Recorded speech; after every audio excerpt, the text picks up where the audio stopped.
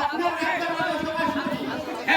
আমরা গরিব মানুষ, তাই কি হয়েছে?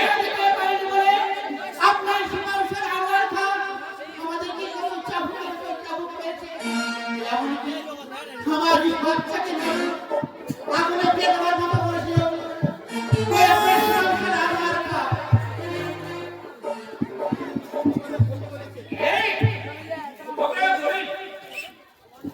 এই রাজ্যে বসবাস করতে হবে, খাদ্য তো কম বেশি দিতেই হয়। বাঙালি রাজ্য চলবে কি করে বলো? আকাশের বিস্কুলের মাঠের ফসল নেই, চারদিকে চলছে দুর্ভাগ্য নদী, আর আমাদের হচ্ছে খাদ্যের জন্য অত্যাচার। আনোয়ার সাহেব, এই দুজন নাহিনী তোমার চিনতে পারো? আমি চিনতে পারি। চাষি কেন চাষে তার ভাই এই কেমন চাষিটা বলছে সম্পূর্ণ ব্যবস্থা হবে না। আমি বাড়ির পাশে রাজ্য সরকার সভা করতে পারছিলাম, মগর আপনার কাছে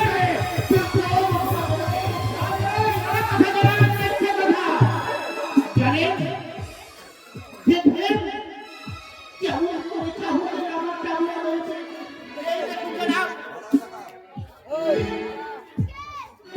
আমাদের যে চাহুয়ার উপর চাহুয়া পেয়েছে ওটা কোথায় গিয়েছে তারা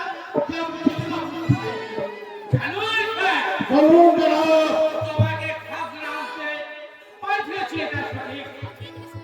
তোমাকে আমি অনুরোধ করছি, প্রত্যেক চাষি মাথায় হাত বুলিয়ে খাজনা করে দাও।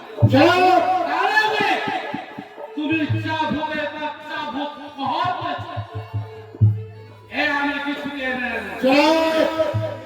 আপনি বিশ্বাস করুন, আমি মাফি করি না, মগর আপনার সম্মুখে আমি দাঁড়িয়ে কথা বলছি। আপনার বিরুদ্ধে ওই চাষবারা বিদ্রোহ ঘোষণা করেছে। এই চামড়ায় আমাকে আঘাতে চামড়া করে দিচ্ছি।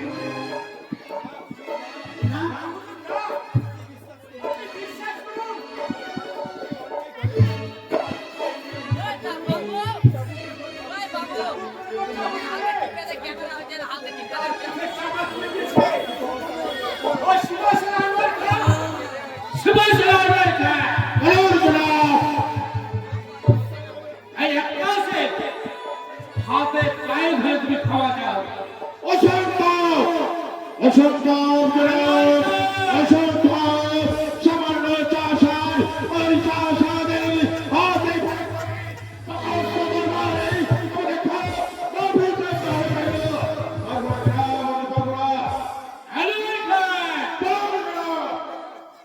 এই দুজন চাষির হাতে পায়ে ধরে তুমি যদি খাওয়া না দাও, তাহলে তোমাকে আমরা ক্ষমা করব না।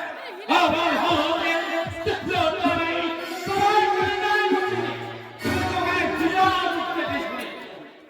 আমার গোষ্ঠীকে আপনি মাফি করুন। ঠিক আছে, আপনি যখন আমাকে আদেশ দিয়েছেন ওই চাষার হাত ধরে আমাকে মাফি চাইতে হবে, তাই না? আমার কাছে আমি ভুল করেছি, তুমি মাফি করে দাও। তোকে ক্ষমা করে দিলাম। আনোয়ার খান, যাও। আমার হাতে পায়ে ধরে তুমি ক্ষমা চাও। কেমন চাষে আমি তোমার হাতে মাফি চাইছি, তুমি আমাকে মাফি করে দাও। এবারের মতো তোকে আমি ক্ষমা করে দিলাম। দ্বিতীয়বার যদি তোকে দেখি তার বিকল্প ব্যবস্থা আমি নেব। জনাব, আর তোমার কাছে আমি একটা কথা দেব।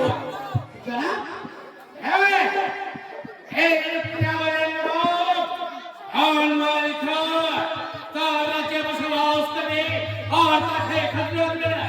আমি বিচার ভয়ঙ্কর ভয়াবহ আর এই বিচার দেখে এই প্রিয়াবরের হাজার হাজার প্রজার তারা ভয়ে আতঙ্কিত হয়ে ওঠে, তারা শিউরে ওঠে। এরকম বলে